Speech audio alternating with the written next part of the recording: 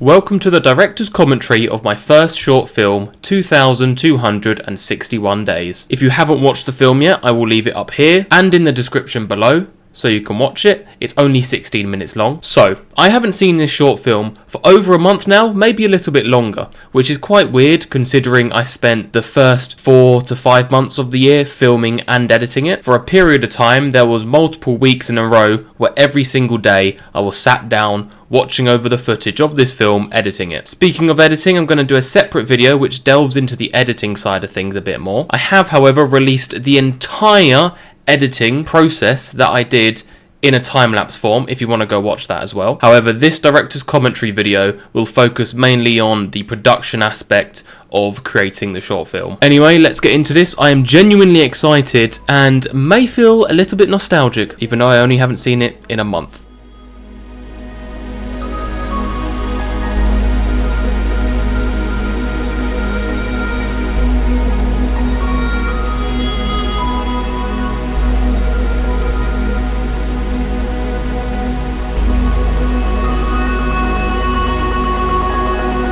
So I'm on the Astro Quarry Productions YouTube channel. This is where you will see the official short film here. I'm going to be the 400th view. That's pretty cool. I was probably at least 10 of these views as well. I'm not going to lie. I was stressing when I uploaded it. YouTube and bit rates and compression always scares me when uploading an important video, so I was stressing. Anyway, here's a trailer as well. I'll do a separate video reacting to the trailer, I think, just to break down how I edited the trailer, how I planned the trailer. I put probably far too much effort into the trailer, which isn't a bad thing as far as I'm concerned. I think you should take pride in your work, even if that includes the trailer that's going to promote it. But Astro Quarry Productions is owned by the two other people that I worked with to co-direct it and co-produce it. Ashley and Harrison, I'll probably mention them throughout this video, but they also played a character each in the short film as well. So they did a lot of jobs, I also did a lot of jobs. Again, for more context, when it came to actually the members of crew, so the people behind the camera, it was literally me and one other person. And he helped with like just miscellaneous stuff, but his main job role was as a photographer to get he got this photo here, which we used as a thumbnail, for example, and some of the social media stuff, which I'm sure look amazing. I don't know, yeah, like these. Actually, no, these are frames from the video, but stuff like that and stuff like this behind the scenes stuff, is what my friend Reese got. What a specimen. But yeah, so 2 people as the crew. So my job roles were, obviously I've already said, co-director, co-producer, but also on set it was DOP / camera operator, because usually they coincide when it comes to a short film like this. But I was also doing if we go back to that photo, actually, I was also doing I left it open. The audio, you can see there. Can you zoom in on Instagram? Probably not. Yeah, go follow my Instagram, guys. I've got an audio thing there with headphones attached. So I wasn't just using the camera. I also couldn't hear anyone because I constantly had headphones in, so I could monitor the audio when filming. Yeah, so next time, I'm definitely going to need someone else. More crew members. That's what I'm trying to say. That's a big necessity for next time. But you live and you learn.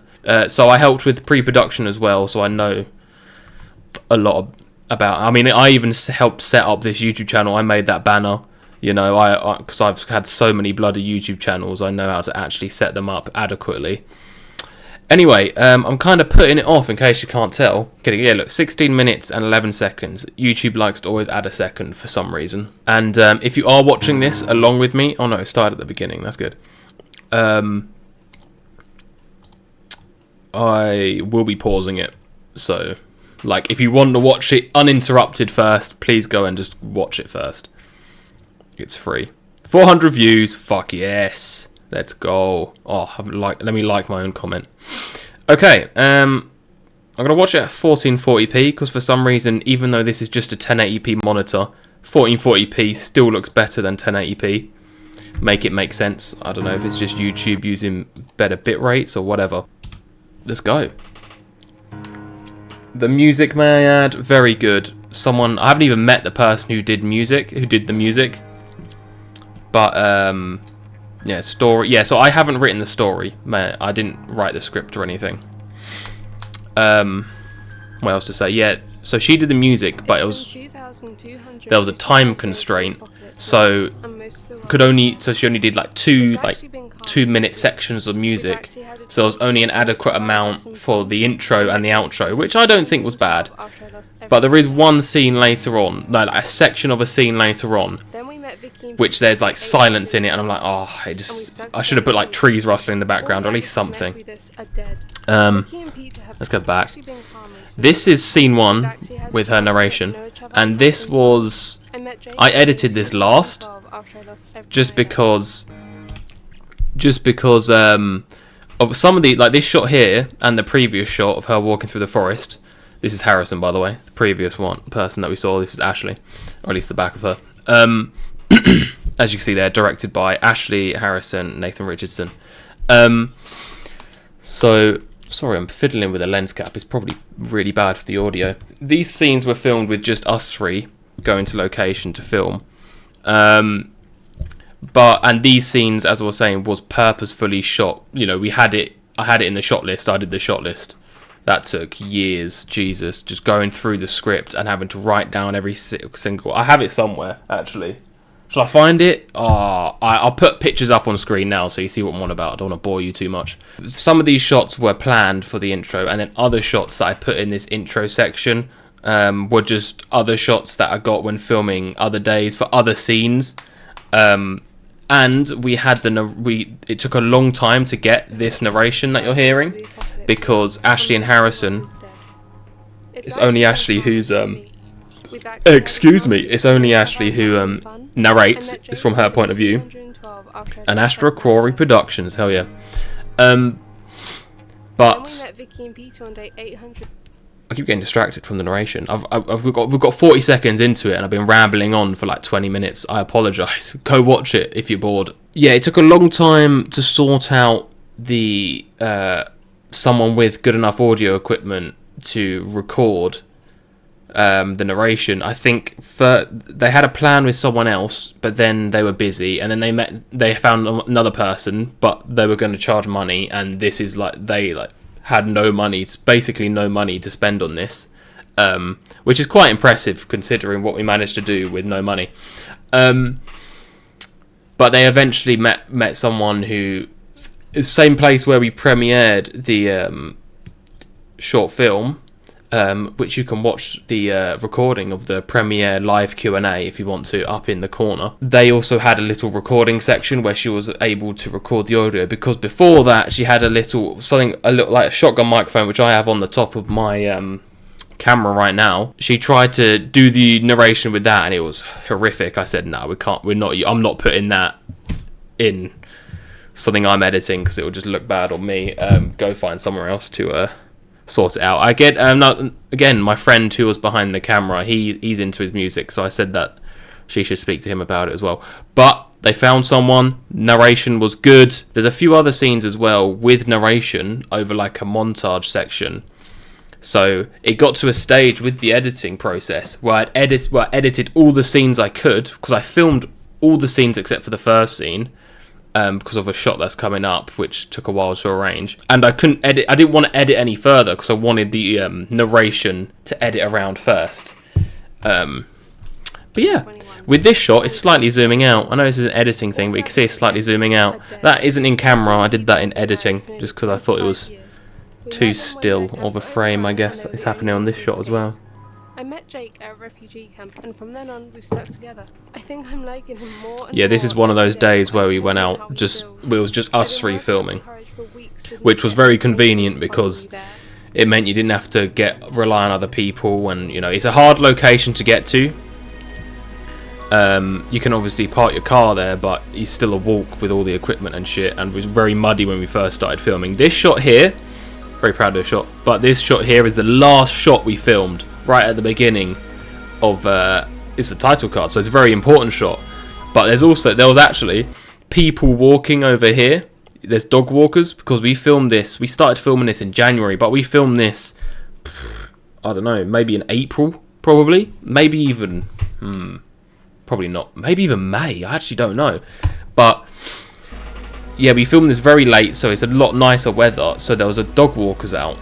So I had to mask around them and get a different frame to like put behind it. But I'll go into more detail of that when I do an editing video, and I literally delve into every single section, like go through the timeline. You'll love it if you're into editing. If you get bored by editing, you'll want to like Kurt Cobain yourself. And this is scene 2. And straight away you can hear the dodgy audio. Because the only microphones I had was the dead cat on this camera here, which I often didn't use, which I couldn't use if it was on a gimbal, and these 2 small DJI microphones.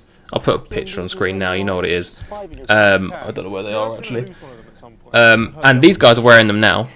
So he's got one hidden under there. She's got one hidden there. Because you can clip them to clothing and that. Luckily, they've got quite a lot of layers on, so you can hide them quite easily. But then, because they're inside, you have the risk of them rubbing. There were some occasions. See, he's got one on now. But there's some times when like zips were bouncing on them, and I was just after filming, I was listening to it. I was like, oh no. And then in later scenes, I'll pause it here for a second. In later scenes, when there's like more than just 2 people talking, I had to just take it in turns to like switch the microphones around each character so that each of them had their own dialogue recorded adequately with those they're not really lavalier microphones, are they? The wireless microphones, that's what we'll call them. So these were filmed on different days. The bit that you just saw here, which is quite cool actually, because you can't really tell, I don't think. Oh, the exposure's a bit high there. Shit. We'll get back to exposure in a second. Oh shit. So this here was filmed the same as this shot here and this shot here. These bits here were filmed on a different day because Harrison here was ill on the first day, so we had to add a separate day in just to film these bits here. Which is why in this shot, it's coming up. Good luck, you two. Which is why in this shot you don't see Harrison's character. I did get him to record some audio to add in, but I just didn't feel right when I added it, so I just didn't bother. Yeah. Now we've moved on to scene 3. What? No, we're just friends. There was 11 scenes in total, but technically 10 because they halfway through filming they were like, no, we're going to cut out scene 5 and just add a montage to the start of scene 6, which it's perfectly coherent, you know, the storyline. I think, and I think it's actually quite well paced as well. The storyline, I'm not going to lie. Just because something hurts doesn't mean it's not worth it. If losing a relationship, when it comes to the editing pace, I think it's excellent because that was probably the hardest bit when it comes to editing. If you spend a relationship worrying about the end, it'll never be good enough to feel that pain. That sounds like a good thing. It's one of the worst things. Oh, look how clean this shot is with the foreground shit. You don't take your chance. But yeah, this was because I'm using a Sony ZV-E10, which is, may I add, the cheapest Sony camera you can buy now, like newish. And Sony is known for having like not very good LCD screens, and especially not very bright. I had the brightness whacked up as well on the screen, and it's got a tiny 3-inch screen, so the exposure is off in a lot of these shots and a lot of different scenes. When I actually, because I edited each scene separately and then I compiled them together in, you know, the correct order, and then going from scene to scene, I'm like, whoa, this is what's going on. The white balance is different, you know, the exposure's whack in these ones. Oh my god, exposure's too high. It was never exposure too low, which is better than I think. Also the weather, because we're filming in January, the weather is very temperamental with the sun and the clouds. This is probably the first little section I filmed. No, it's not actually, the camera's in a different position, but this scene, this part of this scene was the first bit that I filmed. But you just see here, I do these fade cuts a lot here. because I found it very hard to get the pacing correctly with the editing when it was going from one scene to another. I think I managed it. So this shot here is the first shot that we filmed of the entire production. Just this shot of them walking to the camera. And this is a clean cut. Hold on. Boom. Cut on the action. You saw his arms going down. Beautiful. But yeah, this is the first stuff that we filmed. Oh, you can see the autofocus going slightly there. I think the autofocus was set to a bit too fast. I learnt my lessons later on in filming. Don't worry, this was the first time we were filming. But yeah, this was the first day we were filming, and it was 4 degrees. Did not feel my toes. The first 2 days of filming did not feel my toes. And I had 2 layers of socks on as well. Didn't feel my toes. There's mud. You can't really see it that much here, but there's mud everywhere. Oh, it was not pleasant. But that there, I'm really proud of this shot. It's a fucking clean shot. Tree here. Them coming down here. I did realize. Oh, you can see the difference in colour there, can't you? With the if you go from there, how sunny it is, to boom, overcast. And you saw the focus wobble again. That's because the shots that were on a tripod were manual focus. May I add, I'm not relying on autofocus, but it's just when I was filming on this was tripod, even though it's fucking wonky, the camera. Bloody hell, Nathan. Terrible. I think I just forgot, so I left it on. Or it's because they're walking towards the camera, I left it on autofocus, but I should have slowed down the autofocus speed. Because this camera has a very good autofocus, but so good to the extent where it has that slight autofocus wobble when it very quickly goes in between faces. But well, you live and you learn. This was shot on a different day. Because when I came to look through all the footage, because I logged the footage, backed up the footage, then I logged it all into dailies, and then I went through the dailies, watched the dailies, and then typed up on a document which was it, scene, shot, and take I preferred to the others. And when I was watching it, I was like, I really need to throw in another one here, because this is scene 4. Thing is with the scenes, they weren't really that proportioned that well, because scene 4 and scene 10 are the 2 very important scenes with decent action in it. The rest is mainly just people waffling on, which isn't bad. I really liked those scenes and liked filming those scenes as well. Those 2 scenes in themselves are probably 10 minutes of the film, of a 16-minute film. I think I'm being a bit hyperbolic there, but you get my gist. This scene 4 should have been 2 scenes in reality. I'll tell you when scene 4 ends and you'll see what I'm on about. Actually, you know what? Let's do an experiment. When did scene 4 start? Nothing. Okay, 3:56. 3:57. 3:57 to, I don't know, sometime.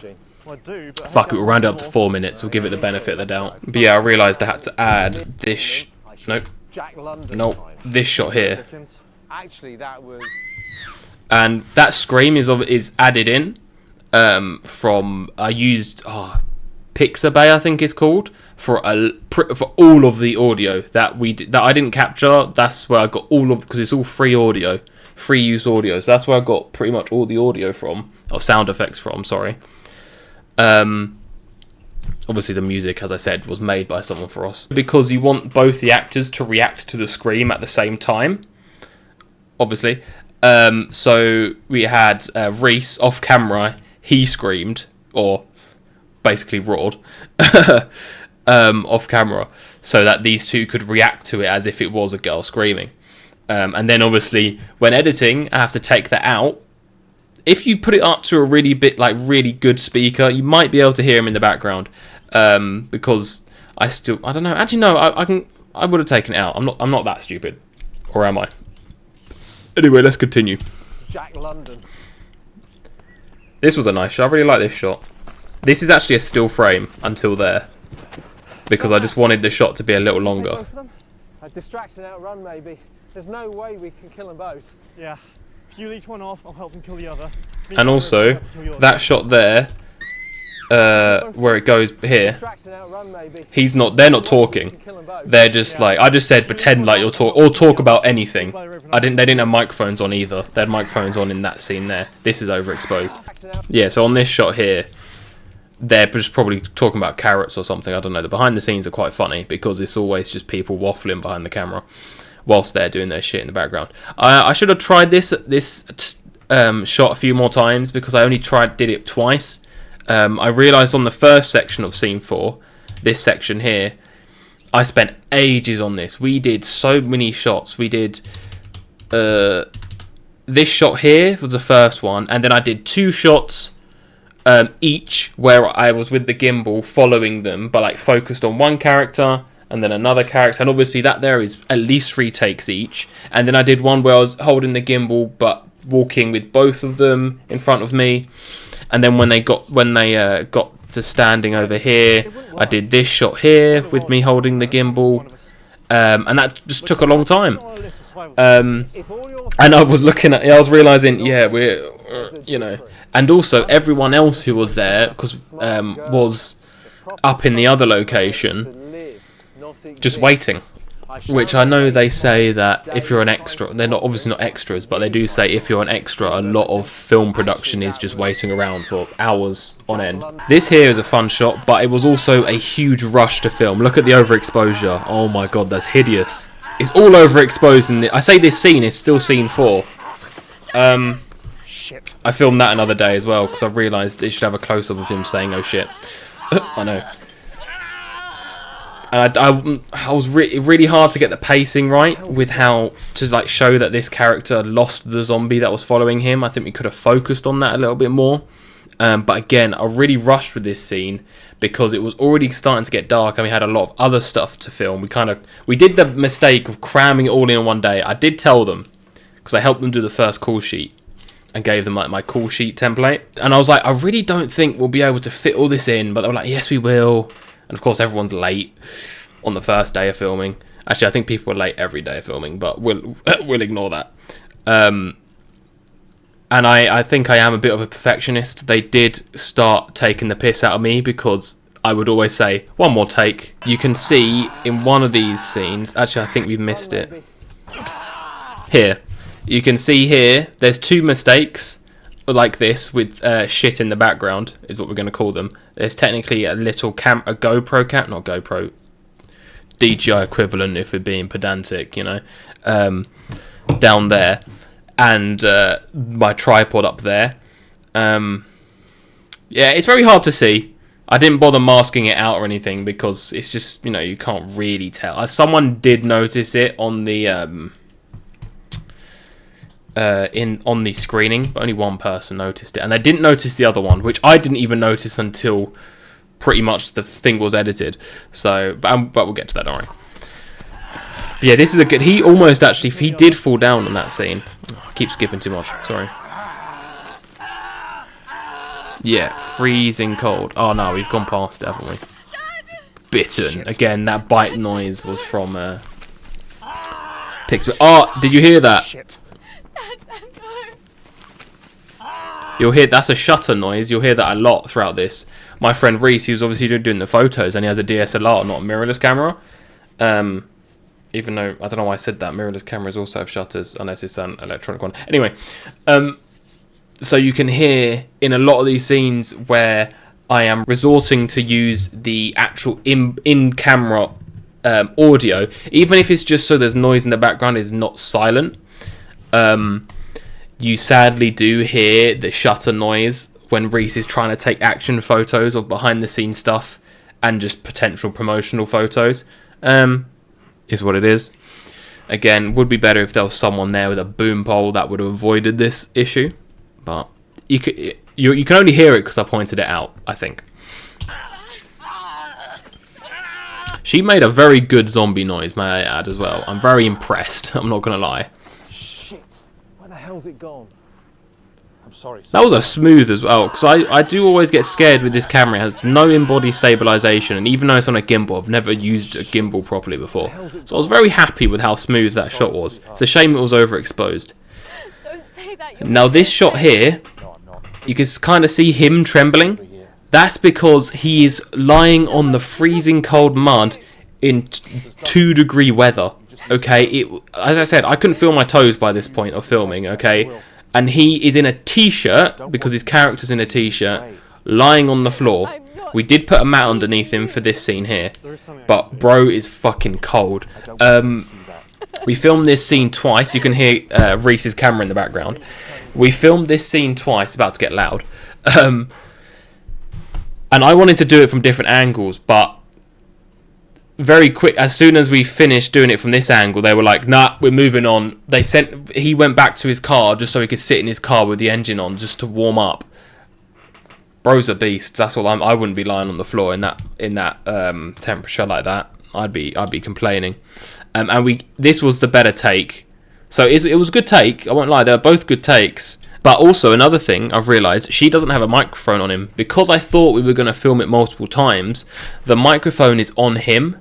It's on him and on Harrison, who is, comes into screen in a minute, as you saw. So to get her audio, I had to use his microphone sound and bump the levels up, and then lower them, when it was him speaking, and just I don't think you can tell, so I'm happy with it. I'm happy with it. Or actually, I may be lying. It may actually be his. No, yeah, it was his. It was him who didn't have a microphone. You can tell because hers peaks right now. See, that was very loud because obviously she's crying and that. And then this turns into a still frame for a few, like half a second maybe. That turned into a still frame just because I was like, it's too quick of a jump. I didn't like the pacing. Where it went from, I'll just note, speaking of peaking microphones, just notice the one I'm speaking into is peaking quite a bit, so I'm going to lower that a little bit just to save your eardrums. I apologise. But yeah, her audio I can't really hear the audio peaking too much now, so hopefully it wasn't too bad in the end. But while I was editing this over the 5 months, or 4 to 3 months actually editing it, I watched Prisoners, and the first time you hear the dad character shouting that, the audio peaks, and they purposefully did that, I assume, to make it more effective, to show how angry he is and emotional the situation is, which I thought, so that's my creative decision. I've decided that I wanted the audio to peak. I didn't. But yeah, I was limited because again we only had 2 takes. It's a very important scene and I only had 2 takes on this singular angle of camera. I just realised I may have been lying, and for his audio I may have used the camera audio, and this was on a gimbal on the floor, angled upwards, so I didn't have the shotgun microphone on it, so it was literally the inbuilt microphone in this camera was doing his audio. So I think that's pretty impressive, to be honest. I do know that the ZV-E10, it does have like an actual fairly decent microphone in it compared to like any equivalents. There's cat hair on it, I apologise. But yeah, this cut here, I elongated this shot a bit. You can see he stops moving, and it's because there's a still frame for just a few frames. And then we run to this scene here, which I really didn't like to begin with, especially because then it goes from this scene to another scene of them running, stopping. I say scene, this is still all scene 4. You see what I mean by scene 4 should be in multiple scenes. You may notice it looks quite weird, very blown out in the skies. Looks like someone's rubbed a tea bag on the lens in the corner up there. That's because this was around 4 o'clock when we started filming this scene, and it was getting dark / was dark. The camera was bumped up to 2000 ISO, and may I add, I worked fucking good under pressure, alright? Because we banged this section out very quickly, and it came out. I was very happy with how it came out. This guy here, bro, knows how to be a zombie and die like a zombie, as you will see in a second. But like the previous bit in scene 4 here, where I took so much time, not necessarily way too long, because can't rush perfection, can you? as I took a long time, didn't know my fan was on, as I took a long time to get loads of different angles and loads of different takes for this, with the, oh my god, this bit here, didn't have that. I was literally like, I'm running with the gimbal, but it did help that I was only using the gimbal for the, actually, I think one scene I used a tripod, one shot I used a tripod, sorry.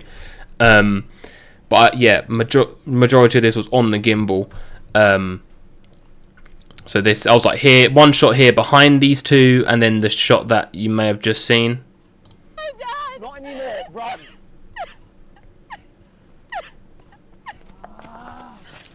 Oh no. It starts on this shot, which also doesn't make much sense, because this is the guy that just died. Again, I'm happy with the continuity of this, because again, when I was editing this, I was rewatching some of the first. I think I've rewatched the second Michael Bay Transformers film, and he has some questionable editing techniques when it comes to continuity in it. But because I was like, this guy, which people at least of my generation, because we grew up watching those films, really liked these films. And yes, I know everyone shitted on them back in the day, and that's fair. But I'm like, if a very expensive, well-known director is happy with this editing technique, then it's okay. And I think it was okay, to be honest. It kept the tension up. It went from it went from the tension of their dialogue to an actual physical tension of them having to now run away from danger. Keep the emotion running. But yeah, it is surprising me that this was 2000 ISO, because it really doesn't look like it. I've done a good job with the color grading. It's not color grading, it's color correction, to repair this. And then yeah, it was like one shot here of me running behind them, and then one of me the other side of them, and then you see literally one or two takes for every single shot of this, just to quickly bang it out, because we were just losing light at a rate of knots. And yeah, these two here had the microphones on them, which is why the audio is a bit dodgy when they're running. And you can also see, if we go back to the first shot, should have planned it out a bit better, but it's a bit hard to see. Not anymore, run! I should be fast with it. They started running because I just wanted this shot here to be as long as possible. So what I should have done is had them run a little longer first. But yeah, also the I don't know if you know this, but a J cut, J and L cuts, so important when it comes to like not jarring the audience with the editing. I know I said I wouldn't talk about the editing, but it is important. You can hear, listen, you can hear the running and the zombie moaning before you see the shot, which makes the sudden transition from the previous still shot to this action shot less jarring to the brain, which definitely helped. Boom! Zombie dropped. See, that's what I mean. This guy here, fucking good at dropping. Like, he just flopped down, like I said. But we're gonna see his face is fairly purple. It was very purple. I've managed to properly finesse this when color grading it, so it wasn't so dark, and the exposure wasn't dodgy. Yeah, they actually have a decent conversation here. I like their acting. I'm not gonna lie. What, for another 5 minutes until I get cornered again? At least you'll have a chance. Boom. Shot. It doesn't sound that good in these fucking headphones, not gonna lie, but that is a loud, like the loudest piece of audio. With all the audio when editing it, I'm talking about editing again, like I said I wouldn't. With all the audio and all the sound effects, I like faded them in. Even if it was just over the space of 5 frames, I still faded them in, so it didn't make like a nasty pop noise. Which would be hard to hear on like the cheap headphones I'm using now, but on an actual speaker or a TV you would hear it. The only sound effects I didn't do that for were the gun noises, gunshots, sorry, get there eventually, because I hate it in media where gunshots aren't loud. Guns are loud. Alright, we need to accept this. Alright, and this guy, as I said, was very good at dropping on the floor. We were very impressed with that. I didn't want to make him do it too much, because I felt bad It was cold. He was in a t-shirt, and he is literally throwing his body onto the floor like dead weight. But you know, he got the memo. I'll give him that. But we will see. Oh, there is some continuity errors as well, which I found quite funny because the direction was a bit skewish, sorry, on this section here. If we just go to the beginning, because we weren't even supposed to shoot this scene in this location. There was a different alleyway, which would have come out way better in my opinion, and also that's where I planned for with the shot list. So this really threw me off quite a bit, but we got there eventually, and it came out nicely. Because this section here, a path was right around the corner from where we were previously filming. It meant it was possible on that day to film it. So I'm glad we did it this way in the end. But because what I would usually do, what I did on this production was I'd say, I'd be setting up the camera or something, and I'd tell Ashley and Harrison, who wrote the script, they visualized in their head, is their story, but like, you go direct the actors or direct the scene with the actors of how everyone is placement wise, what they're doing physically and who they're talking to and all that, and then act it out in front of me, so then I can be like, alright, camera there, cool, good. If necessarily, I'd move them around and be like, actually, I think they'd be better there, just visually and shit like that. And so, but because this section was rushed, because it wasn't in the location we were planning for, I think there was a little bit of miscommunication with the actor's called Sam. I've forgotten what his actual character name is called, which is pretty bad, isn't it? But I'll point him out in the background. Alright, he's not there yet. No, yeah, he is. You see him running there in the background. So he's running to rescue them, basically, because this is a zombie he poked earlier to come and chase him, to get him out of the way. But he's obviously come back to surround these guys. So that's him in the background, running to save the day. I noticed. I get that one out of the way. And then, oh no, he's still running there in the background, which is pretty cool. And he's out of focus, which I like. Yeah. But then you see here, he's just strolling. Because obviously he's too close, so he's just strolling. Obviously it's a different take. Can't necessarily notice it too much. Hopefully. 5 minutes until I get cornered again. These two, I really like these two's acting in this bit. And then boom, that's a great shot. So you look at him on the floor here, on his back, and then I didn't even realise it was that bad. He went from falling down on his back to right there on his front, like he's planking. But again, it's not, you might go watch, this is what I say to everyone, go watch a Martin Scorsese film, alright? The continuity between cuts is really bad in those films.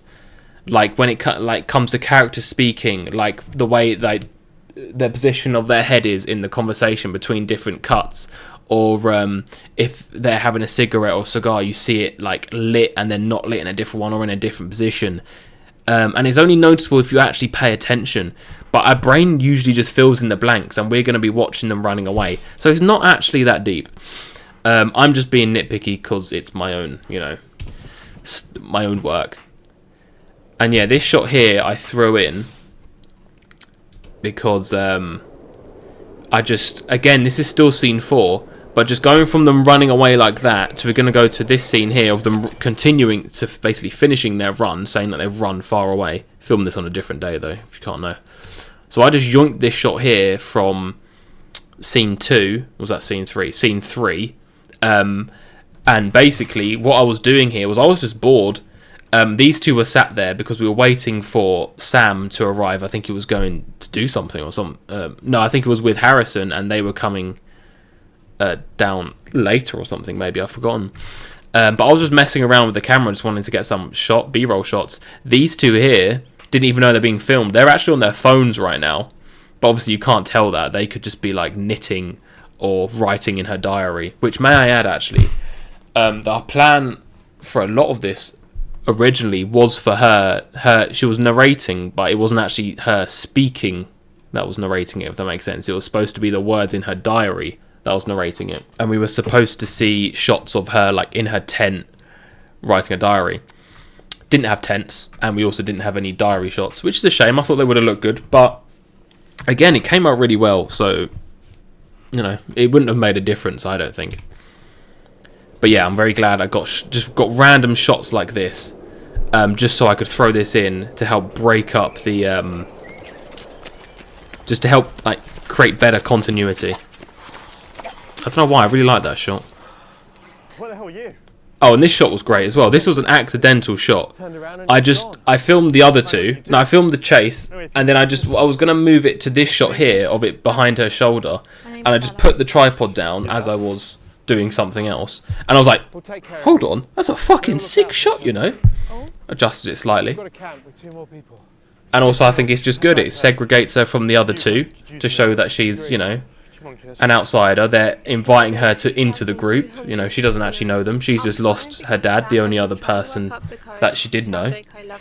So I thought, you know, this is great. This is perfect. We're listening to some narration. Oh, fuck.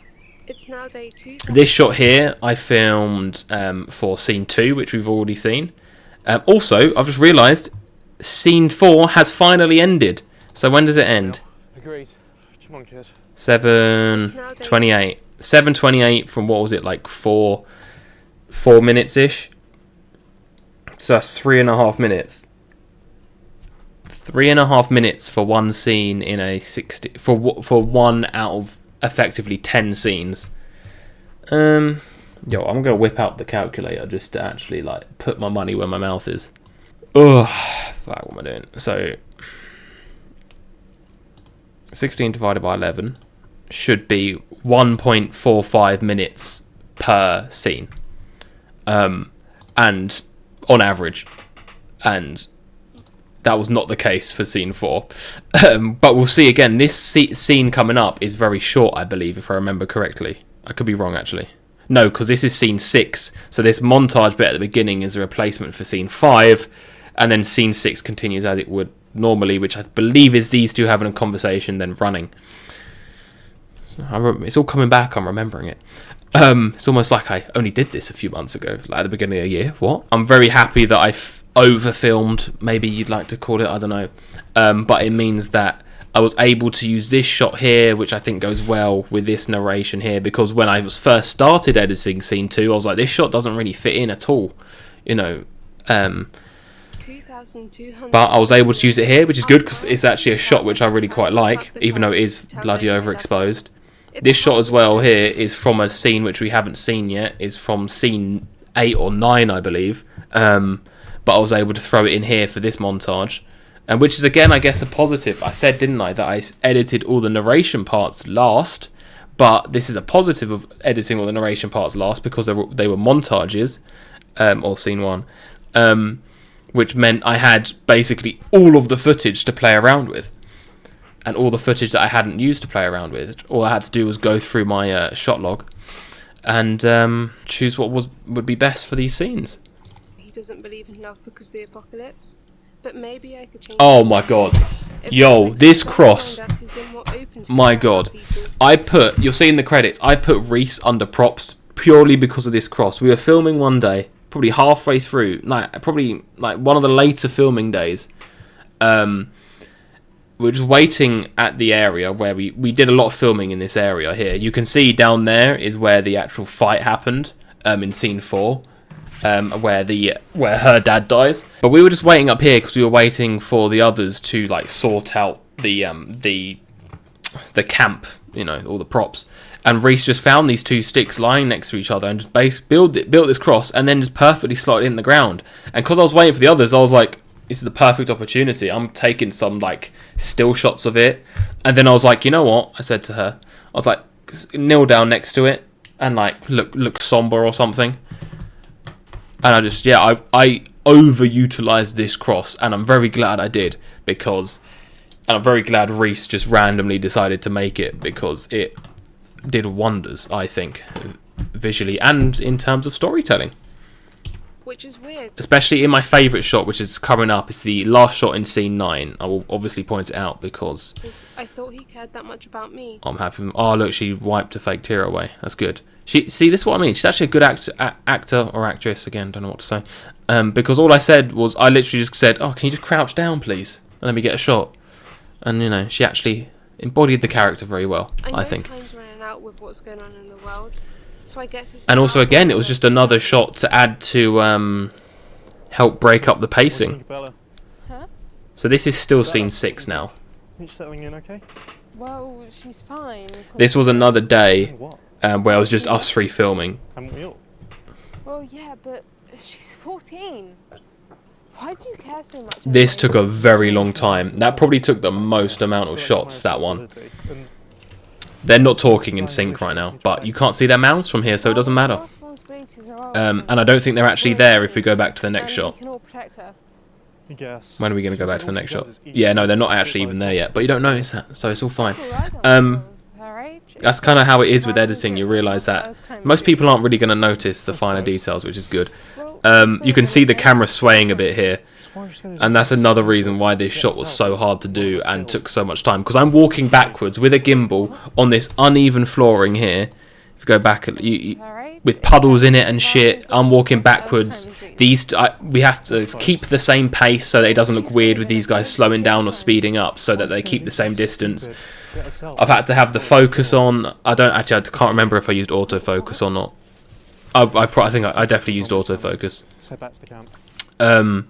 But yeah, that just took a long time to film. They also had a lot of lines. They had a whole, you saw it. They had a lot of things to say and remember to say, have a conversation properly. And then there was me with the camera. Sometimes the shots didn't work. I had to cut the shots, the takes early because I messed up with the camera, or they messed up with the line, or the wind. We are filming in an open field. Wind was way more of a factor than we realised. I probably didn't even have to put fake wind sound effects in the background for that. You probably just heard it through their microphones. Look, you can already see her hair. She's trying to ignore it. Especially you. Wait, what? I think here's some zombies coming. Go back to the camp. Another thing is, I think you got to learn to when editing stuff, you got to learn when to not use a shot even if you are happy with it, because it says in the script here that it looks at like a bush or some foliage where these rustling that you just heard came from. But when I edited it like that, I was like, it just doesn't seem right. It just seems off and really like dumb. And so then I tried it. I took it out and I tried it like this, where it just simply goes from Get herself or one of us killed. this side of them here, Wait, what? where they're talking about loving each other or some rubbish, Zombies coming. So back to then showing, it shows foliage in the background, so you can work out with your brain that that's probably where the rustling is coming from, and it just flowed way better. Oh, there's another shot actually. They're probably annoyed I didn't use it, but you saw that wide shot earlier. Was it here? Oh, they're there. I made them walk down here and do the whole scene. They had microphones on. Scene, and then I also made them run all the way back as well. Not all the around here-ish, but that's further than it looks to be running. And most people can't run, including myself. So yeah, it was. They probably weren't too impressed. And actually, in scene 4, this bit here where I had them run up. Again, because it was one of the first things I shot, we probably did 5 takes of this just because I wanted as many options as possible, even though they were good at good takes. 3 of them would have been good takes, and I still would have been like, let's do one more. But they were out of breath, having to run because, yeah, I was like, you take a few minutes and catch your breath, and then we'll go for another take. Oh, another continuity mishap comes up. Wait, I think we should go up there and say. Oh no, it's overexposed. That's a nice shot. You can see his phone in his back pocket. But again, it doesn't matter. That could just be a notepad and pen in the apocalypse. It could still be a phone in the apocalypse. Even though he's not using it as a phone, maybe he's keeping it as sentimental value for the photos on it. You never know. I'm making excuses again. It's fine. But yeah, also, actually, I think I may have just noticed that you could you see some of our stuff in the background? You. No, you couldn't. But this was also hard because there was also dog walkers around. So some shots I had to cut because dog walkers came into the background, which is obviously irritating. This shot here, again, I made them run up the stairs, which is a bit hard. You see Ashley kind of stop there. But you also see me. You also see I used the fade again. I really like the fade because I think it was a good way to kind of slowly, gradually go from when I didn't have much B-roll. If I didn't have any B-roll to put in between, I just used the fade effect. because I thought it just helped show gradual movement of time instead of jumping from one shot to another. But again, I struggled with this with editing just because I didn't like the fact that it went straight from them running to them just being like, yep, we're okay now. But again, it didn't really matter. It was just me being pedantic. Come on, let's go. You got to get other people to look at it and realize, and you also got to watch other films. Is what I've realised was the best thing to do, was to watch other films and analyze how they're edited, and you realise there's loads of editing continuity issues. And I'm like, I wouldn't do that. But then I'm like, the first 5 times I watched this film, I didn't notice. So, you know, where's the issue? This scene as well, in reality, should have had them start all the way back here off camera, because it starts off with them talking straight away. I can't click on my right hand. Yeah, that's basically it, where it starts, just with them. And obviously I couldn't start it, bloody fly, I couldn't edit it so it was a little bit more, because then obviously it takes you time to speed up when you start walking, if that makes sense, so it would have been very noticeable. This is another scene where shots like this is scene 7 now, this bit here on the bench, and we filmed this in a weird order, which I'll explain in a minute. But this here was probably the second most, if not the most, amount of takes we needed for one shot. But it's at the end of this scene. So, why have you brought me up here, matey? This shot here, even at the premiere, my dad literally said, and someone else as well, 2 people said, I really liked this shot, and I fucking love this shot because of the weird bench here made out of wood, just how this is here, this leading line here up to him, and then I sound like such a fucking nerd now, don't I? But I don't even give a shit. And then just how it is in the foreground, adding depth. I just really liked this shot. I didn't plan for that. I just maneuvering the camera. I was like, yo.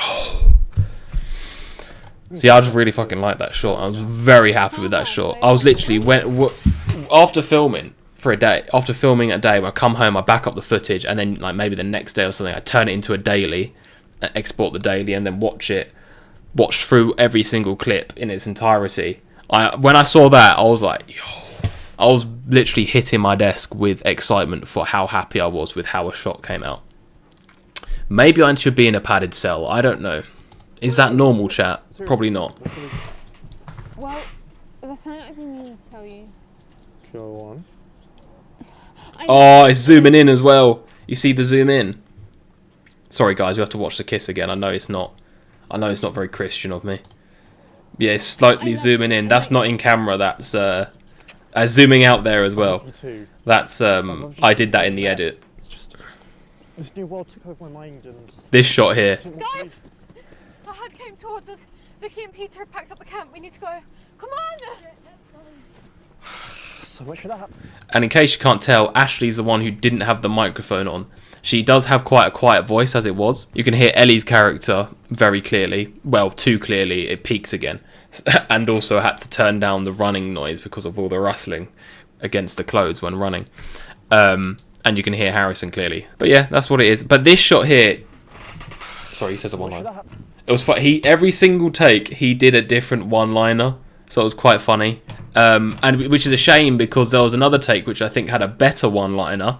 But this was the best take, so I had to use this one instead, which is a shame, but oh well. And then they stopped running. It's now day. So I had to cut it early because these two slowed down because they probably thought they were out of frame. Or out, yeah. You should always film more than you think you should, just because then you get that option in the editing stage. But the reason why this shot here... Play it without audio so I can waffle on. The reason why that shot took so long is because we filmed it before they did their talk, because Ellie had to go somewhere afterwards. So we filmed all the shots previous to this beforehand. No, afterwards. Yeah, afterwards. And Reese is off to the side here with all of our stuff a little bit further up the path. And his job, we agreed that he was going to, when he says a certain line, when Harrison's character says a certain line, Reese was going to basically raise his hand up so that, oh, I've just done an Elon Musk, don't clip that. Raise his hand up so that Ellie knew that was the sign to run. But the first take, she just wasn't paying attention probably and just didn't see Reese raise his hand. Another take, someone would have messed up their lines or something. We had so many issues with planes flying over. We must have been in a flight path. We are quite near to Stansted and Luton Airport. We just must have been in the flight path because every single day of filming there was a plane every now and again flying over us, and you can still hear them in some of the shots in some of the takes I chose to use. You can hear a plane in the background. Like, I'm talking 13, 14 takes for this one shot, which obviously the irony is that we're trying to do it first so that Ellie can go home when necessary because she had other shit to do. One take, Reese forgot to raise his hand at the right time. Other times maybe Ellie slipped slightly, so she started laughing, and just just normal mistakes. There's no issue with it. I'm not complaining, may I add. I don't want to sound like a who expects people to just get it right straight away. These things take time. Some of the simplest shots take a lot more takes than you realise. And I also, as the one more take person, as I was labelled as, I did learn towards the last few days of filming that sometimes when you've got the shot, and you don't need to go again, and you can just speed up the production by just continuing. I think I've just contradicted myself because probably 5 minutes ago I said, film way more than you expect. Anyway, moving on. Get the audio back. Packed up a camp. We need to go. Come on. Yeah, her voice peaks again there. So much for that. I've just been so much better with the boom operator. That It's is. now day 2200. Again, I'm using the cross again. That's a really good. If you've seen the trailer, you know why that's a good shot, because his legs mask out the Astra Aquari production thing, the text that comes up. But again, I'm just absolutely milking this cross that Reese did. It's so good. It's been used a lot in the promotional materials as well, I believe, which is cool.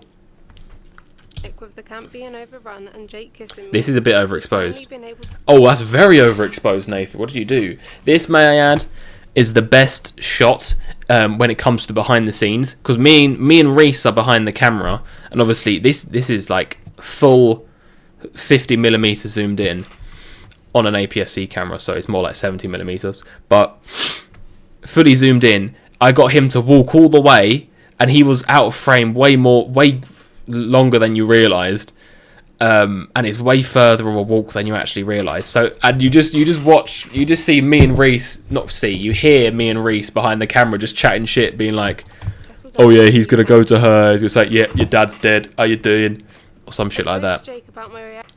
I'm just gonna put it on screen now instead of just trying to recreate it. You're right. Guess what I just saw? Your father. He's fucked. I've seen his grave. I've just seen your father. He's alright, minger. Hasn't brushed his teeth since he died. Action to the kid. My most disappointed shots, I would say, is this montage section. This here was a good shot, but I'll explain in a minute. But I really could have, just when I was looking at the doing the shot log, watching this daily here for when I filmed this, I was like, I could have just done way more shots for one, and also more exciting shots. But luckily that was kind of the only time I thought that. But this shot here was good. I was clever with this because they were all talking. I was like, alright, now I'm going to get a shot of you, but I just need to set the camera up. Obviously I tell people when I'm going to film them. But they were all talking, and obviously one of them said something funny, so they were laughing. And the camera was already set up, so I just hit record to get that's where he actually notices that I was filming him, because the camera has tally lights on it, so he probably just noticed the giant red light on it. But before, he didn't notice, so it was actually quite a genuine smile. Oh, fade to black this time. Day 2200. Aha, the cross again. But yeah, the reason I faded to black was because it's just, again, it went from a montage in the same scene, same area, location, to just another montage in the same scene and location. I just like to use the fade-ins because it helps. It kind of just helps portray that there's a decent duration of time in between each shot. But let's have a listen, because this here is the scene where there's that annoying like no audio. So let's have a listen for it. I spoke Oh, to that Jake was it about there. my reaction camp. Yeah. I spoke to Jake about my Yeah, that's a good reaction few to the seconds of post. nothing. I should have, The even air if it was just and really, taking really photos. faint, The rest of the group have him, definitely his figured steps or out, something, though. I should have put that They're in. all happy, though. But obviously it's a montage, and you can hear that, you can tell that there is no other audio except for her voice. 2,261. So I guess I was a bit stuck there, but looking in hindsight, I know what I should have done now. Well, Also, that so montage that we just saw, we've done so it after started what, yesterday's panic with the camp being overrun and like Jake 10:05 we've finally been able to settle down. to when 10:30. So 25 seconds. That is one whole scene. I think that would have been scene. That would have been scene 8. Obviously 5 doesn't exist, so technically scene 7. But you know what I mean. That would have been scene 8. So then you have that scene where it's 30 seconds long, and then or 25 seconds long, and then you have scene 4, which is 3.5 minutes long, or 3.5 minutes long. So yeah, we should have broken the scenes down a little bit differently, but Day 2 live and you learn. And it felt better because we did scene 4 first, so it was like, wow, we've done a huge chunk of the film. If you think about it, we've done a decent percentage of the film already. And the accomplishment you feel, at least I did, when I was like, good, we've just got one scene down. I don't know why, but I just felt like, yeah, I was like, yeah, we're good. We're good. Because even if everything goes badly and we don't film anything else for whatever reason, we still have this one scene in its entirety, which I guess technically could tell a story in itself, which is quite cool. Maybe I'm weird. 261. But yeah. Yes, so this is scene 9. So everything you see from here, this was like not the last filming day, because after this there was a filming day where I went there by myself just to get literally miscellaneous shots of nature for scene 1 and some other just if I wanted to sprinkle some other shots in different places. And then we had the last filming day, which I mentioned earlier, which was the title card shots at the beginning, you know, the wide of all the area with all the zombies in it, which, may I add, it's probably annoying because I keep flicking back. This shot here is quite cool because, at least for me, I can tell where everything was shot. But if you pay attention, I don't know why you would. But here, this section here where my mouse is where scene 6 was filmed. Here, so this is them walking on that bit there, which is quite cool, isn't it? And yeah, I guess if you knew the area, because I'll put a picture up. I actually printed off. I made for this exact purpose a poster and printed it off and went and stuck it on the co-op around the corner from this area, from this location. It's actually an old quarry technically. I actually uploaded this as well. Look, Waterford Heath Community Nature Park. So also, when did I actually upload this? 12th of June, and I'm filming on 24th of July. So what you're about to see, 5 minutes and 40 seconds, was filmed entirely in one day. That is really impressive for us. I had to tell people to pattern up a bit and say, look, we're on the clock. Stop waffling. Let's just get down to business and film this shit. You know, because at the end of the day, you know, we're doing shit we enjoy. No one here is being paid. You know, some of them have been kidnapped and bribed and blackmailed. But apart from that, that is a joke, by the way. Don't clip that. All right. But in reality, we're all enjoying what we're doing here. So why not, instead of just sitting around doing fuck all, let's actually put the effort in. Also, Becca here in the red, she had to go for a dentist appointment at like 11 something. So there was like an hour and a half gap where we weren't filming. I actually went home to back up some of the footage and came back to the location. And also, we started off the day with just these lot here, me and Reese filming.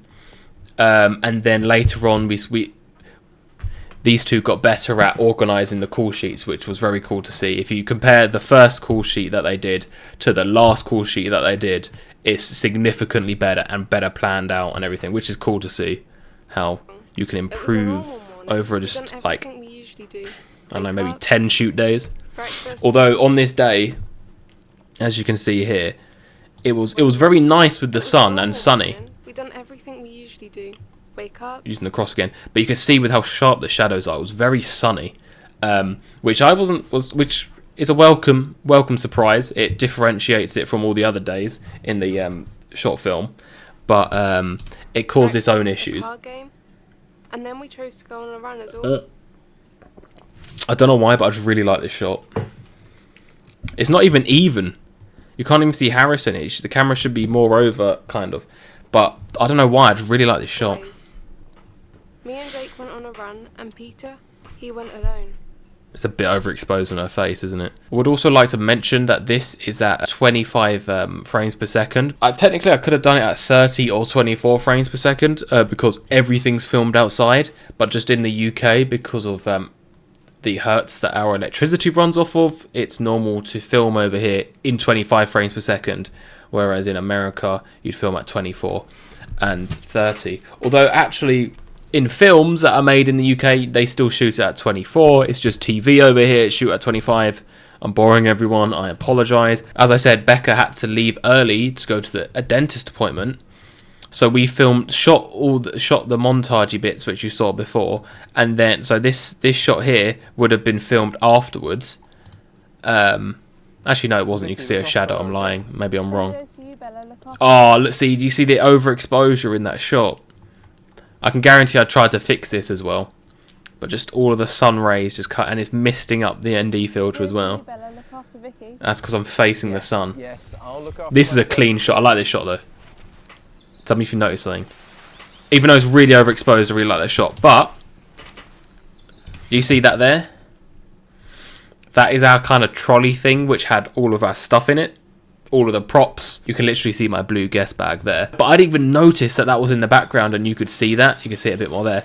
That you could see that until like the film was almost completely edited. And I can guarantee no one else noticed it, so it's fine. But now everyone else here can notice it and laugh at me. But yeah, this is a nice shot here, which I got. This here, look, he remembered his gun this time. He's learning, yes. Character progression.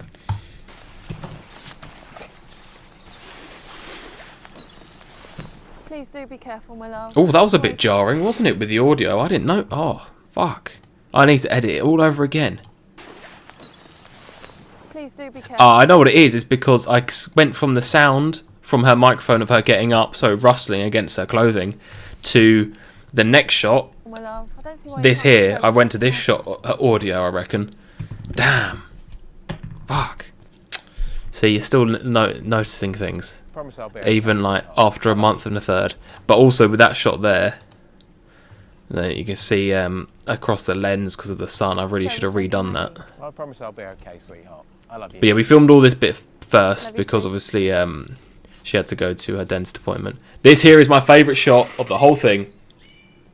Look, he turns back and he looks at the cross, foreshadowing. Oh my god! And I think I used this shot at the end of the trailer, which was pretty good.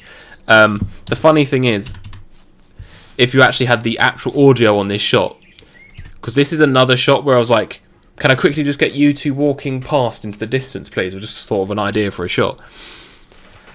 So they're doing it, and then I shout, Harrison, stop slightly and turn around. And he does that. And I'll keep shouting, keep walking, keep walking, keep walking. Because they obviously don't know when they're out of frame. So I'll put it in now, but you can literally just hear me. And this here will be a still frame screenshot. Keep walking. Keep walking. Cut. Because as soon as they left the frame, I probably would have said, alright, that's good. They probably would have turned around. So this here will be, I would have exported the last frame and then just put it in to continue it. I've done it. Nope, I didn't fade. Yeah, you can hear the camera. This here is scene 10 now. But you can hear, but again, shot on the same day. This was shot after the 2-hour break that we had. I don't know why, I really like this shot as well. It's over the shoulder. I like this whole scene. This is, you can see a script in the background. In his back pocket. But again, could just be a notepad and pen, so it doesn't matter. The funny thing is, if you went to this actual location, this scenario wouldn't make sense because the trees aren't dense enough. You would have actually seen this zombie which pops up. This shot here is the one with the plane in it, I just remembered. This whole sequence is good, so I'm just going to let it play out, even though this is overexposed. Oh, putting the flies effect, yes. But, for this whole sequence here of him going around, I filmed like 3 different shots multiple times on a tripod first, and then I did these shots here with the gimbal, so I had more choices in editing, like this, a few of me following him, and this one here, me tracking him from in front slightly. This running one here, I'm really happy with this shot, but this took a good amount of tries because it was just, I was basically running next to him, and there's a tree, so I basically have to run into a tree because otherwise I would stop too quickly for it to be a decent shot, and I had to make sure that the focus was good and that I was keeping up with him because he's obviously full on running. And also we didn't want to do it too many times because he is throwing himself against like the ground. Yeah, that shot there, you could see how close I got to the twigs of that tree. I literally ended that shot. I literally ended that shot with me punching the camera through these branches on this tree. But it was totally worth it. I'm very happy with how that shot came out. And this shot as well was really good. I was really happy with how it panned across and shot. And also I was happy with how he kind of drops. Sadly though, he popped up really quickly after he dropped down. So when I noticed that, basically no time passes in that shot. I put this bit in between, and then it goes back to him. If that makes sense, it probably doesn't. And then him leaving. Yeah, I was very happy with that sequence. This here, I don't know if you can tell, the camera judders a little bit. This is so embarrassing. Yeah, it judders there where I just paused it. The camera was on the gimbal, but when I wasn't using the gimbal, I obviously turned the gimbal off to save on battery, and I lock, because there's 3 motors on a gimbal, I lock them when it's turned off, just so, it wouldn't flop about and like damage the camera. But I forgot to unlock one of the motors, because I'm an idiot. Look who's back. That's another thing, actually. I was thinking about either working out to add it myself or get someone else to maybe add it. The muzzle flashes for the gunshots, but I just decided against it in the end. And I don't think it's really that bad. I mean, that's the last gunshot you hear in the film. And technically, that's the only one. Obviously, the previous one you see him shoot her, but the gun's out of focus. And she's out of focus, so you only see her drop in the background. The first gunshot is you hear it from behind the zombie, and then you see the zombie fall to reveal him. So that gunshot there where he shoots the zombie but it doesn't kill it and it still gets him, it's kind of the only one which you would maybe think, oh, maybe I should see some muzzle flash on that or something like that. There was a lot of peeking here as well. I think there's another scenario where things got lost in translation. Because this guy here should have... I'm spoiling it. Let's just watch it first. Yeah, so he should have fallen over a lot better. That was clean. I fucking like this shot as well. I really like that shot. Yeah, like he should have fallen over a bit easier, I think, for him to then go. Again, it's not really very well in terms of continuity with his placement, where it goes from the previous shot from here, where it cuts from there to there. It's just not the best continuity, but again, you don't really notice it, so it didn't matter. But this here, I really like this shot.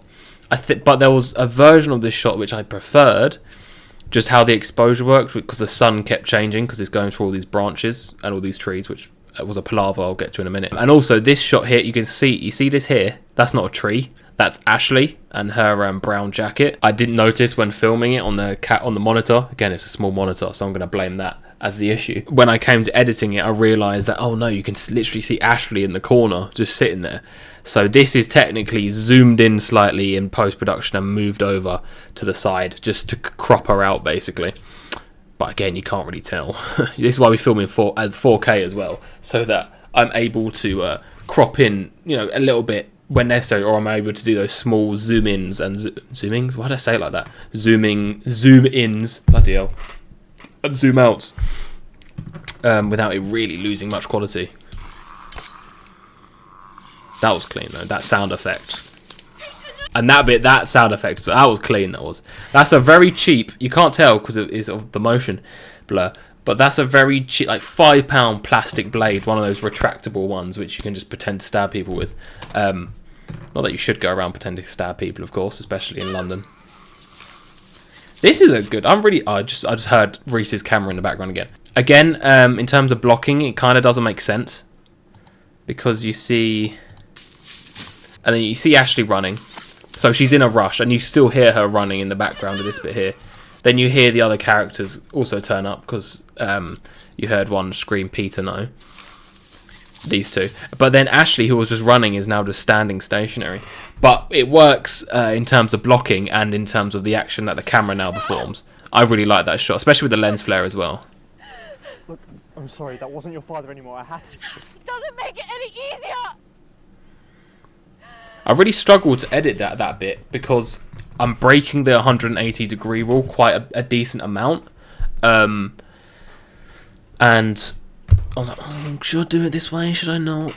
And how best to, like, should I make it longer? Should I make it linger a little bit after she screams or after he says his lines to get the emotion across? But after a lot of fiddling around and being finicky with it, I think I got it pretty spot on with it. Because I wanted it to go back to... the plan was for it to then go back to focusing on Ellie's character again. But I just ended up finding, even though it showed more of her emotion, I just found it just a little bit too jarring to watch. And I did like this here. I wasn't even planning this. I just happened to pan down. We're not the only ones that heard that gunshot. Oh, that was a bit jarring of a cut, wasn't it? Maybe I shouldn't have done that. But it could just be because I keep pausing it. We're not the only ones that heard. But again, I've got the J cut in there. I should have explained what a J cut is. It's called a J cut. You know the shape of a J. I'll do it. Yeah, you know the shape of a J. I don't have to mimic it. It's because, so say the bottom part of the J represents the audio track. So the audio track starts before the visuals are shown. I think I did explain that. Maybe I'm just maybe I've gone crazy. I've been filming for literally 1.5 hours right now. This is a 16-minute film, and I've been reacting to it for 1.5 hours. What is going on? My light is even given up. I'm casting shadow. Clearly I'm moody or something rubbish like that. I'm sorry, we've got to go now. Yeah, I don't know if you saw that. Actually, I think it is quite good that we on her face, just to show the emotion, I guess. I don't know. Yeah, for some reason they put her up there. I'm not too sure why. I think the idea was just to show like a zombie in the background, but her job was literally just to like walk, but like stationary, so it just kind of came across quite goofy. So it is a good thing that she's out of focus, is all I'm saying. But you don't really notice it. Some people did notice it. But, you know. I could have masked it out, That should be his choice. Life as a zombie or death. but I decided not to. There has to be another way. But this here is a scene which was very difficult. Number one, I pushed all the characters slightly up this mound here, just so I could get better lighting. But the sun you see in the background, we're surrounded with trees in this section here. So every now and again, a tree gets in the way and casts a new shadow, which I have to work around. For this, and also the sun is setting, so that's on my mind as well. Don't forget, we filmed the whole of that action scene and the scene at the camp before it as well in this one day, so we're getting on a bit in the day, and I am conscious that we also wanted to film the scene 11, which is only like 2 shots, but it's still a very important scene and we need a decent amount of light for that because it's in a tunnel. Stress. But so I was kind of trying to be quick with this. I didn't rush it, but I was quick with it. And again, filming probably in February at this time, maybe March, early March, but it's still cold, still very muddy. Got the issue with the shadows, so I'm trying to do it as quickly as possible so the lighting doesn't change too much. And what I'm doing is I've got what we had maps, so I've got like basically whenever I'm going to a different side, because it's a conversation between 5 characters, I'm literally going around this circle of characters, and to do different takes with a mat so I can sit on it so I'm level with them to do all these takes. And of course I'm switching I have to switch all the microphones around as well, so we'll need this one here. Either these two both have microphones on it, or just one of them does and Harrison has a microphone on it because I think he speaks as well. And I just had to keep track of who had a microphone and who didn't. It took some time. Go. I'm not leaving you. Please, Vicky, let me die knowing you'll. So yeah, it was just quite a lot to do this scene Of course. under the time limit Jake, I don't want the other in a stress position because I'm crouching down near the floor. Yeah.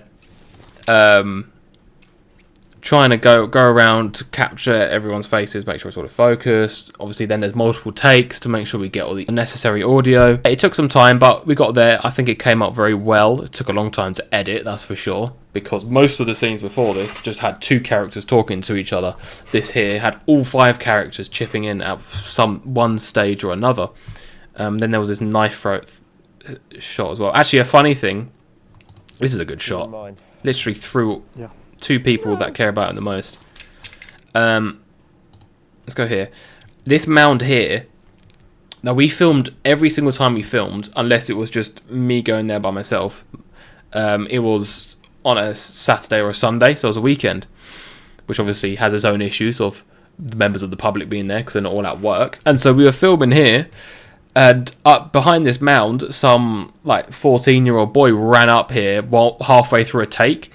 And when I'm filming it, I'm like, oh, it's Reese or something. He doesn't realise that we're filming, maybe. And then when we finished filming, I'm like, oh, it's not Reese.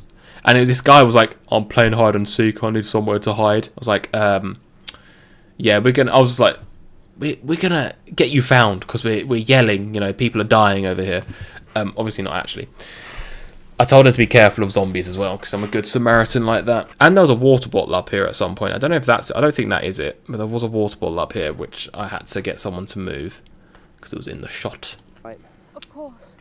But yeah. But yeah, every single shot I managed to get some nice foreground and then focus on the background, which I was happy with. If you wouldn't mind. I think I used autofocus because I think it's more focused on her arm. Yeah, then she threw the knife. And again, it's another scenario of filming more than you think, because this is a serious scene and it's gone from her saying no and throwing the knife to the last scene where it's technically up for the audience to decide what happened to the character that's been bitten. But we cut too quickly after the knife was thrown, or actually thinking about it, it may have just been that he was just kind of awkwardly standing there, didn't really know how next to naturally react. This shot here, I regret using this shot, I'm not going to lie. When I first edited that 10th scene and 11th scene together, I used like this random shot I got of the sunset. I'll put it up now. But I used this random shot of the sunset. But it was only a placeholder because it was quite a short clip that I was able to use. And I wanted it to be longer because, again, I wanted to show that not that time had passed, but that something big had happened so the audience could dwell on the scene they just watched. And this shot here is just the first shot you see at the beginning of the short film, but in reverse. I'm sure there's, you can think of some meaning behind that. That's definitely what I wanted you to think. But I just like the shot. But looking back on it, I think I should have just used the other, like, darker sunset shot. Although it also wouldn't have made much sense because it's the dark sunset, and then you go to what you're about to see, which is fairly light. It feels strange.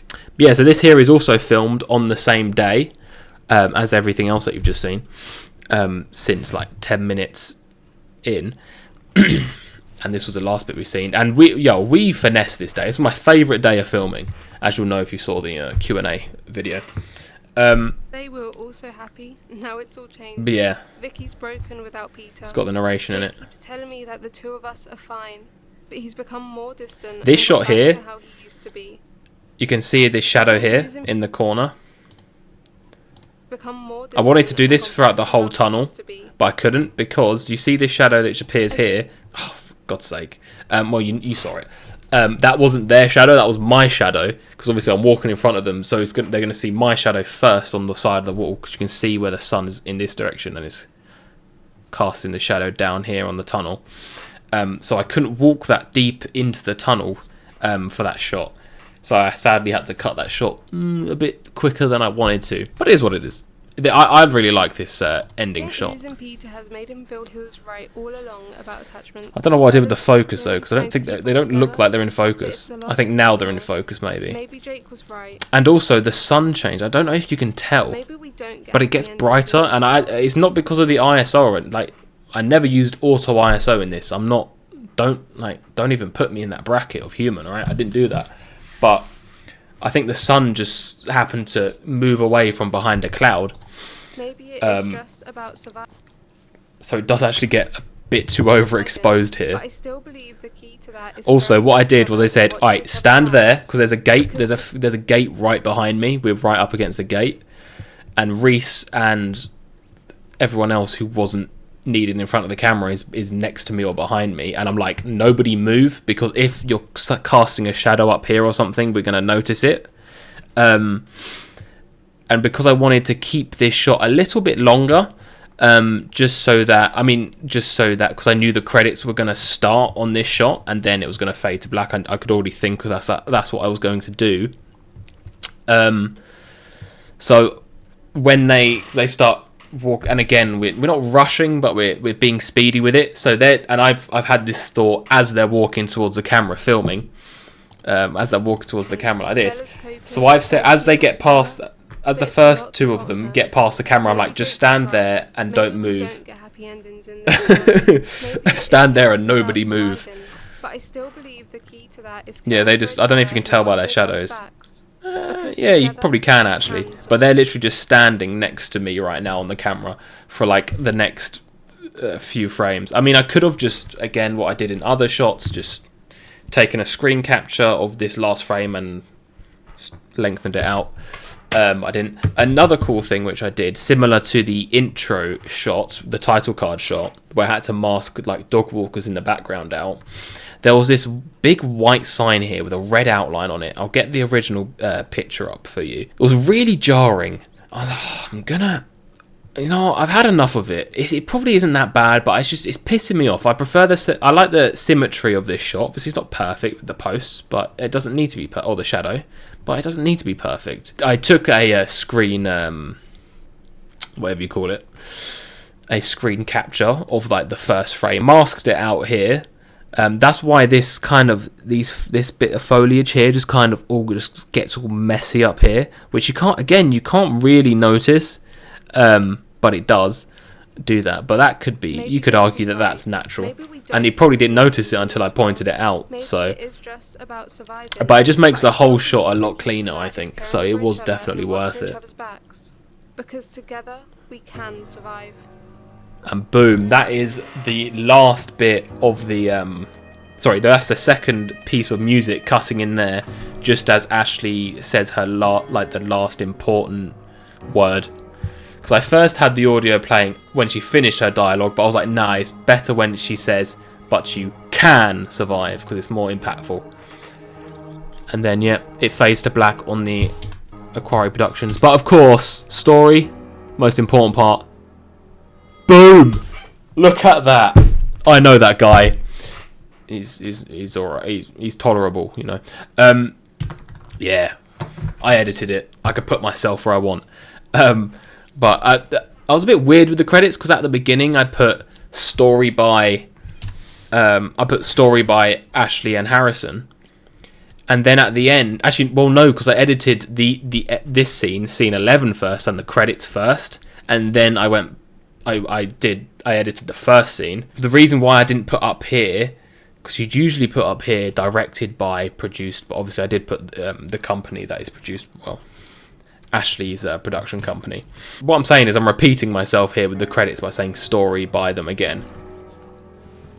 But story is important, and the reason why I wasn't going to put director of photography there, but I watched a Martin Scorsese film, I think Goodfellas, and literally the second or the first credit at the end, like the big one, not the rolling ones, but the big ones that popped up, was director of photography. So I was like, fuck it, I can do it.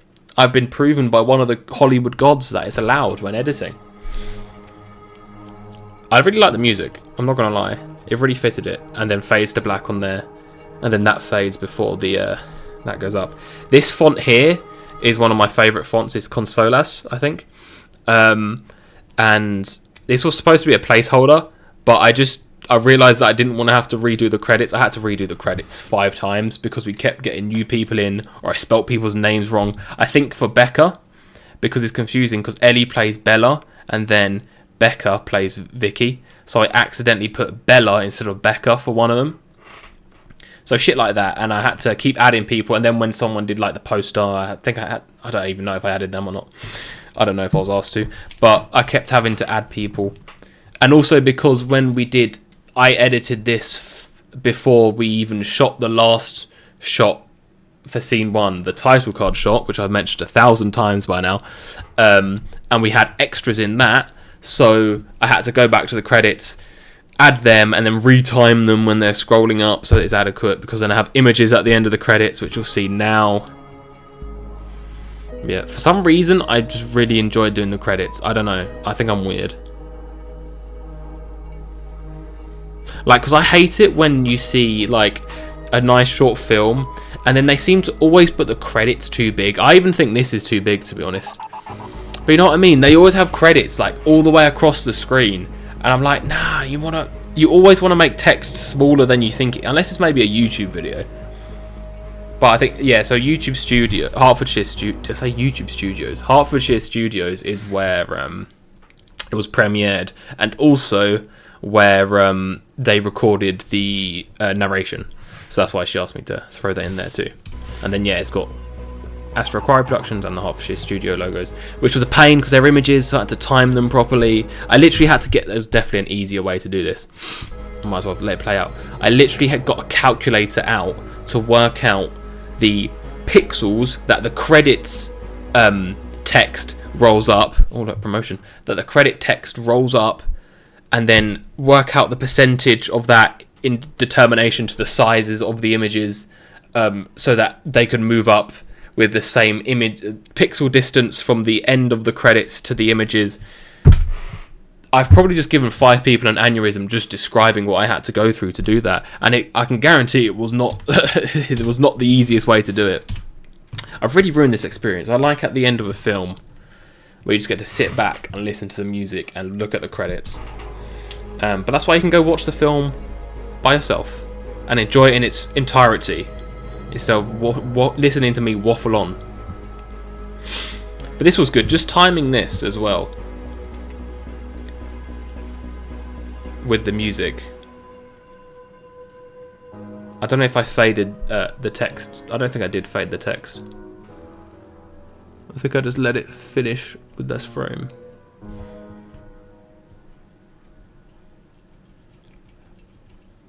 Boom, what fucking I couldn't agree more with that, Jesus. Fuck off. See, look, it's that shot again. Honestly though, what a masterpiece, am I right? I think I did an alright job. I am, of course, very biased in that opinion, considering I am the one who was the director of photography, co-director, co-producer, filmed it, edited it. I think genuinely, considering none of us have ever done this before, the most I've done is I worked on a short film, but I didn't really work on it because all I was doing was videoing the behind the scenes stuff. So I wasn't actually technically in the production of the short film. Also noticed, just fucking dropped my lens cap. I changed it here to cinematography because I'd already done DOP. Kind of use them synonymously, but props, Reese Braxton Jones, I added him in just because of that cross, because the cross was so good that I just added him in. But yeah, colorist. That sounds dodgy. That's another thing though. I don't really know what to do with the tenses. Does that make sense? Tenses, the past tense or present tense. Like photographer. No, yeah, sorry. Because all right. So editor, but then location. So then if you were using location, surely you would use editing. No? Does that make sense? Or am I just like stupid? Also, to all you Americans, noticed how I spelt this correctly. Ashley and Harrison went to college for... Well, Ashley went to college for like a film and creative media production, similar to what I did. Harrison went for acting, and I think Ashley wants to be, you know, an actor / actress as well. You know, we don't have any experience making a short film, and it's quite a big project. You know, it's all outside, multiple people, extras, makeup for the extras, out in the elements, filming in January because we hate ourselves. There's a lot of shit to go wrong, and a lot of shit did go wrong. But a masterpiece was formed with all, you know, the blood, sweat and tears. But anyway, I'll do another video reacting to the trailer.